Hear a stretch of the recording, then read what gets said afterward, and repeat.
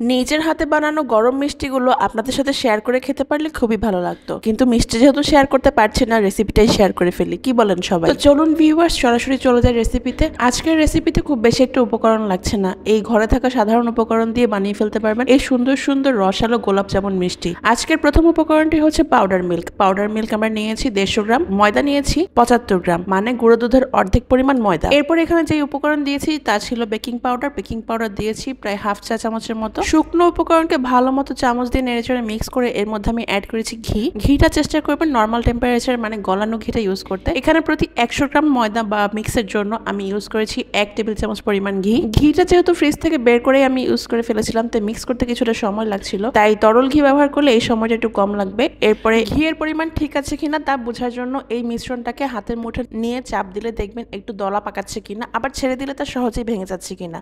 যদি এটা হয় তাহলে বুঝবেন আপনার মিশ্রণে ঘিয়ের পরিমাণ একেবারেই পারফেক্ট।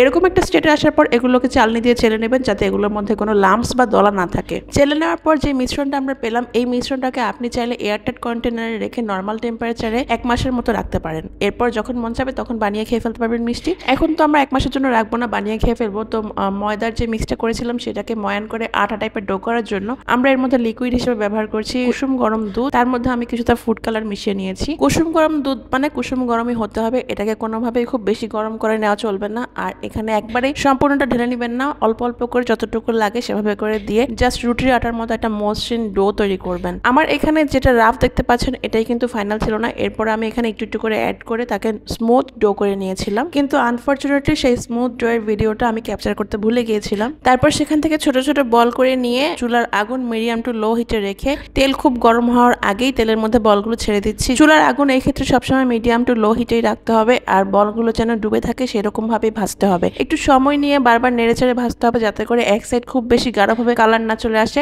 এভাবে বারবার নাড়াচাড়া করতে থাকলে সব সাইডে সমানভাবে কালার আসবে। তো বেশ কিছুক্ষণ এভাবে নাড়াচাড়া করতে করতে যখন আপনার কাঙ্ক্ষিত কালার চলে আসবে তখন এটাকে চুলা থেকে উঠিয়ে নেবেন। এবার চলে আসি শিরা প্রস্তুতে। শিরা প্রস্তুত করতে আমরা নিচে চিনি। যে বাটিতে করে দুধ মেপেছিলাম সেই বাটির 1 বাটি পরিমাণ চিনি নিয়েছি, আর পানি নিয়েছি 2 বাটি পরিমাণ। এর সাথে কি কি অ্যাড করেছি সেটা আমি লিখেই দিচ্ছি ভিডিওতে। মিষ্টিতে কালার কতটুকু আনবেন এটা একেবারেই আপনার পছন্দ মতো। আপনি চাইলে আরো ব্রাউন করে ভাজতে পারেন, কালচে করে ফেলতে পারেন, কিংবা আরো সাদাটে করেও নামিয়ে ফেলতে পারবেন। এটা সম্পূর্ণই আপনার ইচ্ছা। একে একে সব মিষ্টি ভাজা হয়ে গেলে পাশের চুলাতেই আমি বসিয়ে রেখেছিলাম শিরাগুলো, সেই শিরার মধ্যে মিষ্টিগুলো দিয়ে দিলাম। শিরাতে মিষ্টিগুলো দেওয়ার পর আমি চুলার আগুন একেবারে বাড়িয়ে দিয়ে মিষ্টিগুলোকে 15 মিনিটের জন্য জাল করে নিচ্ছি। এরপর চুলা বন্ধ করে এগুলোকে আমি ঠান্ডা হওয়ার জন্য অপেক্ষা করব। ঠান্ডা হয়ে গেলে দেখতে পারবো যে মিষ্টিগুলো অনেকটা শিরা টেনে নিয়েছে এবং একেবারে নরম তুলতুলে হয়ে গেছে। মিষ্টিগুলো কতটা নরম হয়েছে দেখতেই পাচ্ছেন। কিন্তু মিষ্টিটা কাটার পর আমার মনটা সত্যি খারাপ হয়ে গিয়েছিল, কারণ আমি ফুড কালার যেরকম মিশিয়েছিলাম কালারটা সেরকম হয়নি। ফুড কালারটা যদিও অপশনাল, কিন্তু খুব আশা নিয়ে কালারটা অ্যাড করেছিলাম যে ভিতরে একটা গোলাপি গোলাপি আভা দেখতে পাবো। কালারটা আমাকে হতাশ করলো, টেস্টটা কিন্তু আমাকে হতাশ করেনি। আশা করছি আপনাদেরকেও হতাশ করবে না। তো বানিয়ে এটা আমাকে জানাবেন কেমন লেগেছে খেতে। আল্লাহ হাফেজ, আসসালামু আলাইকুম।